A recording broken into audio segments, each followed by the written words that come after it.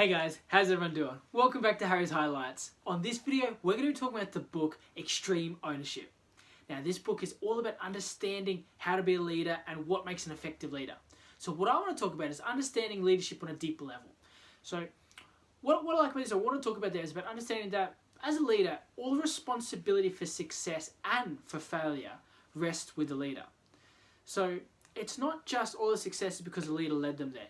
Failure is because the leader was inefficient or didn't lead them in the right direction as well.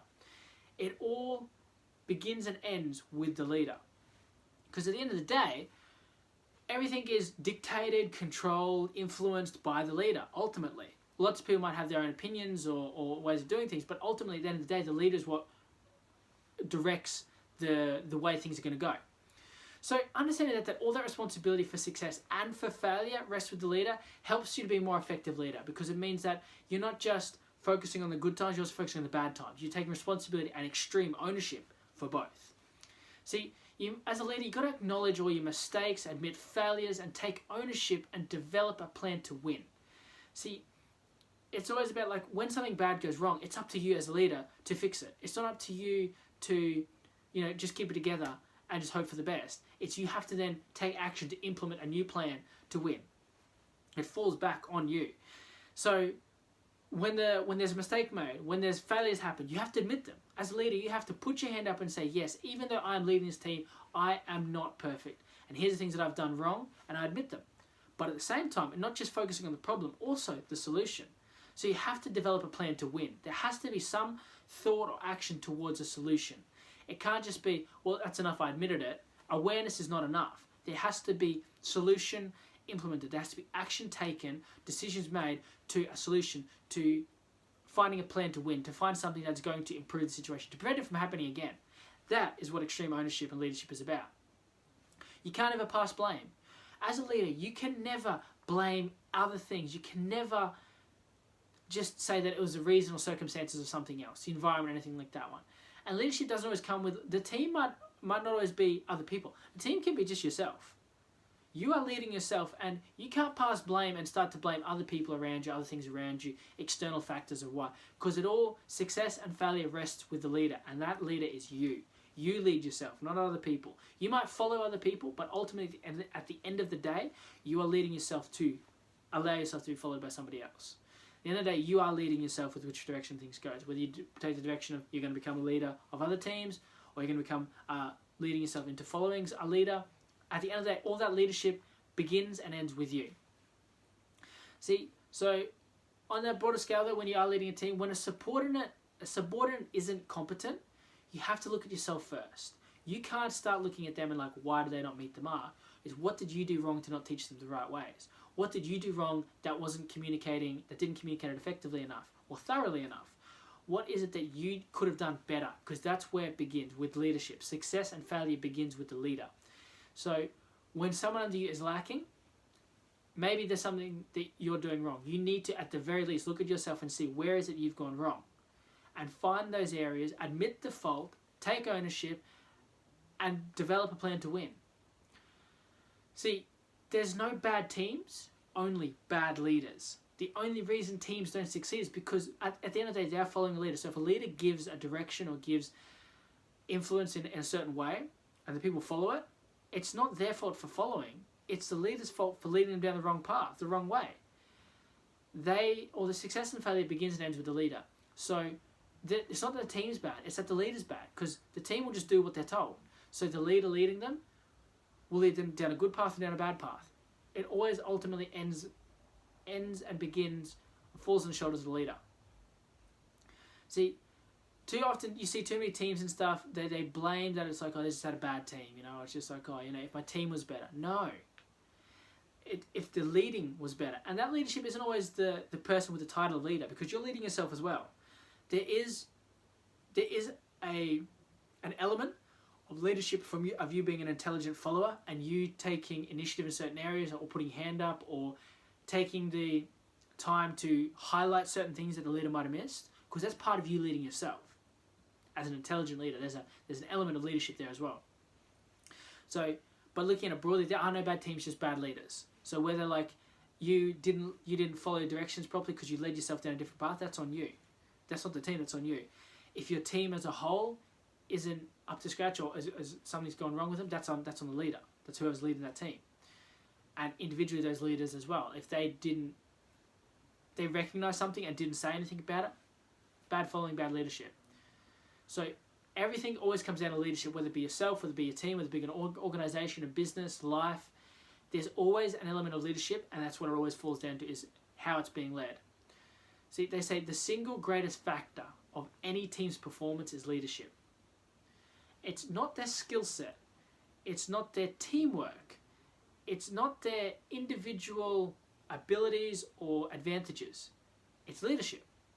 Because you can have a ragtag team full of people that, aren't very skilled, but will still perform better because of great leadership.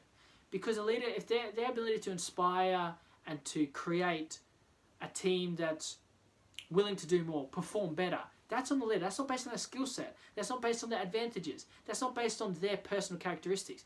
That's based on the leader's ability to lead. The leader's ability to help that team, whether it be themselves or other individuals, lead them to success. So when you understand that the single greatest factor of any team's performance is leadership, you then can take ownership and understand that where does the blame lie? Where's the root of the causes? Where do you need to focus on to provide long-lasting solutions? It's not band-aid fixes, it's not surface problems, it's what's the root cause.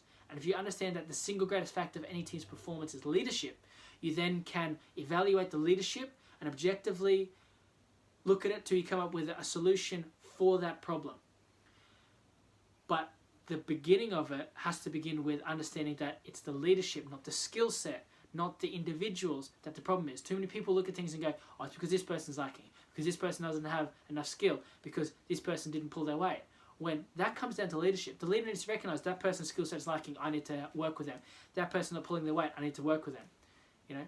That person's not acting as a team, not treating us as a team, I need to work with them. That's on the leader, not on them.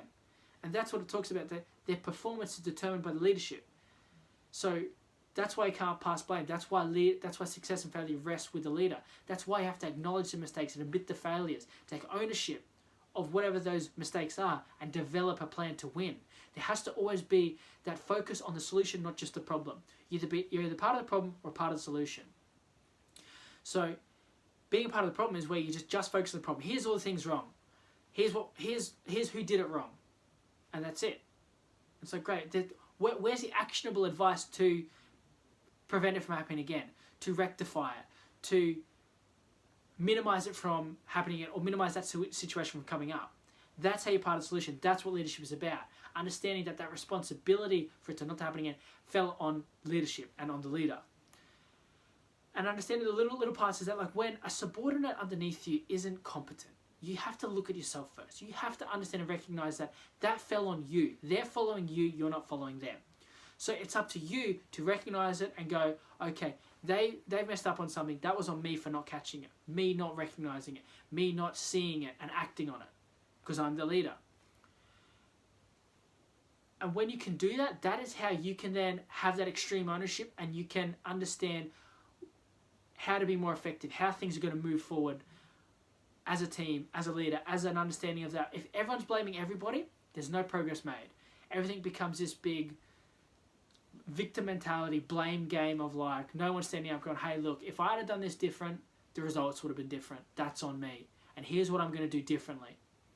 Without people doing that, it becomes this mess of, like, everyone's too afraid to admit weaknesses. Nobody works on weaknesses. There's no real improvement. It's just this facade of, let's just inflate our egos and just highlight our strengths, when there needs to be an understanding of what you're doing wrong and how to fix it. So to quickly summarize on all of that there, understanding extreme ownership is to do with leadership and understanding how to be an effective leader. You have to take responsibility for success and responsibility for failure. It all rests with the leader. You have to put your hand up when you make mistakes, acknowledge them, admit failures, take ownership of all of the things that you do wrong, then develop a plan to win. Be part of the solution, not just a part of the problem. You can't pass blame. You can't have that victim mentality, well, if this was different or that person should have done something different. No, it's on the leader. It ends and begins with the leader. When someone isn't pulling their weight, when someone isn't competent, you have to look at yourself first. Where did you go wrong? What is the root? Not the band-aid, not the surface, but the root problem of it. And understand there is no bad teams, only bad leaders. The team would get there with the right leadership. Regardless of what they are as a team, the leader will get them there. And the single greatest factor of any team is always, team's performance is always the leadership. Always comes down to how well they're led. And that is how you can have extreme ownership and be an effective leader. Now, we're going to make a lot more of these videos for this training series to help you with your personal development goals. That's all for now though. So until next time, leave a comment below on what you like the most and look forward to sharing more with you in the next episode of Harry's Highlights.